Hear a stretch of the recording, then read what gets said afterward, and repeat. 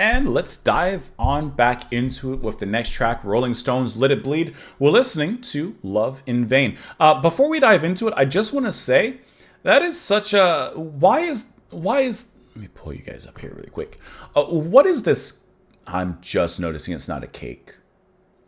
I am just noticing it's not a cake. I've been staring at this album cover, like not a close-up picture like we're doing right now, and I'm like, what does a cake have to do with this? But now I see.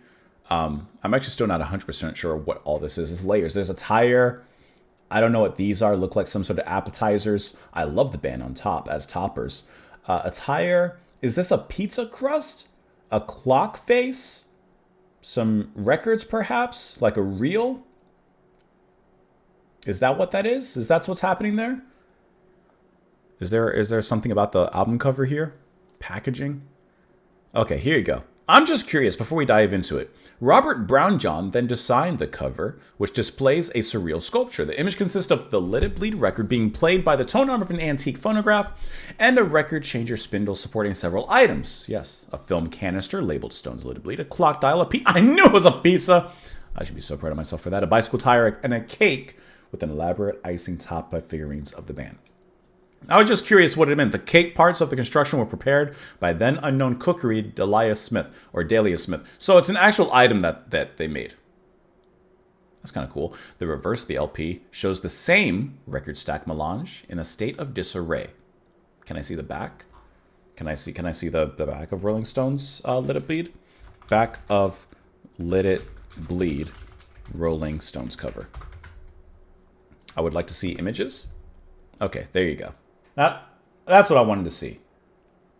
There's a slice taken out of that particular pie. Anyways, all right, let's go ahead and dive into the song. I just wanted to see really quick. Love in Vain, here we go.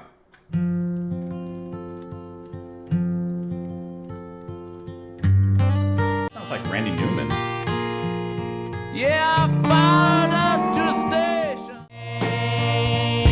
There it is. Coming to station. This is the blues. That's Yeah, two lights on behind.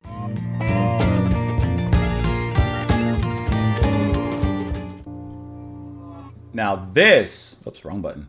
That is a blues song. That is old kind of blues song. That's the loneliest of blues song. This song. Let's talk about it really quick, because I'm going to show you what it reminds me of, makes me think of. I'm not even going to pull up a picture of what I'm thinking. I'm going to actually demonstrate. But at first, I was a little off-put, if I'm being honest. I was a little in shock, and I wasn't quite sure about his singing. I wasn't quite sure about where it was going. But when the instrumental came up, it actually gave a lot more context to what came before. And like I said, just this very lonely, hopping on the train kind of blues where you're just incredibly lonely and heartbroken. This sounds to me like true blues, like old blues, right? Love Jagger's vocals here. I love these sensitivity sings with. In some ways, he reminded me of Newman with the, I can't even do it, but there's certain, Newmanisms. The guitar I thought was very nicely isolated and appropriately sensitive. I don't know, I put a lot of tiv on it. And when the drums came in, I love how strong the kick was, playing with the brushes on top, but the kick was so properly amplified and given a lot of boom behind it, a lot of depth behind it, which I thought was really, really cool. However, I don't edit. Give me a second. I mean, I edit if it's blocked, which these are. Give me a second. I have to show you what I'm envisioning the whole time. I'm going to do this as quick as I can. Don't worry. I'm not going to take too long.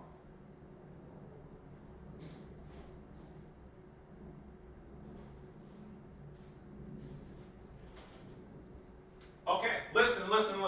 I didn't go looking for an exact. Listen, it's the best I can do under such circumstances, okay? But this is what it's making me think of. Hear me out.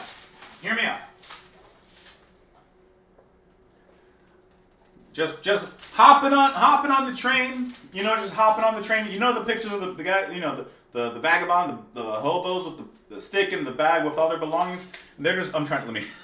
Just hopping on the train. Just gonna go on the A train to wherever it sends me. That's what this track makes me think of. I didn't know what to use to demonstrate what I was talking about. Anyways. I just wanted to demonstrate. But you know, like the red bag with the white dots and everything? All right, let me just look at the lyrics on this one.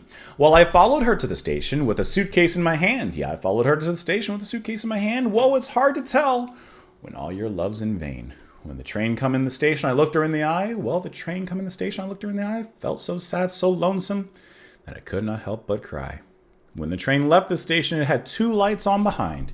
Yeah, when the train left the station, it had 2 lights on behind. Well, the blue light was my baby, and the red light was my mind. What a finality to the writing there. She gone. She gone. She not coming back. And I love the ending lines of the blue lights and the red lights. I mean, it's done. It's over. Stop. Do not proceed. Do not collect 200. It says here that this track was originally performed by Robert Johnston. Let's see. It was recorded in 1937. Well, that explains it. It says Love in Vain has elements of earlier Delta blues songs, and while it was believed to be in public domain, and for a while it was believed to be, in '69, of course, the Rolling Stones recorded an updated rendition featuring an electric slide guitar solo. The popularity of their adaptation led to a lawsuit over the copyright, which was eventually resolved in favor of Johnson's estate. Let's look into that. It's right here. Let's see. Keith Richards says, for a time we thought the songs that were on the first album were the only recordings Johnston had made. And then suddenly around 67 or 68 comes up this second bootleg collection that included Love in Vain. It was a beautiful song. Mick and I both loved it. And at the time I was working and playing around with Graham Parsons, and I started searching around for a different way to present it. Because if we were going to record it, there was no point in trying to copy his style. We took it a little bit more country, a little bit more formalized, and Mick felt comfortable with that. And of course, a little bit of copyright issue with that. Very used to that. It says, of course, in 2000, the court held that according to U.S. law, the songs were not in the public domain, and that legal title belonged to the estate of Robert Johnson and its successors. So there you go. But that is a wonderful piece of blues. That's a good track. Anyways, let me know what you guys thought of it in the comments down below. Of course, you can follow me and support me on Patreon. You don't have to. You can just subscribe to the channel, press the like button, and all of that jazz, or all of that blues in this case. Thank you for being here. Come back tomorrow. I gotta put the recycling bag away. Bye.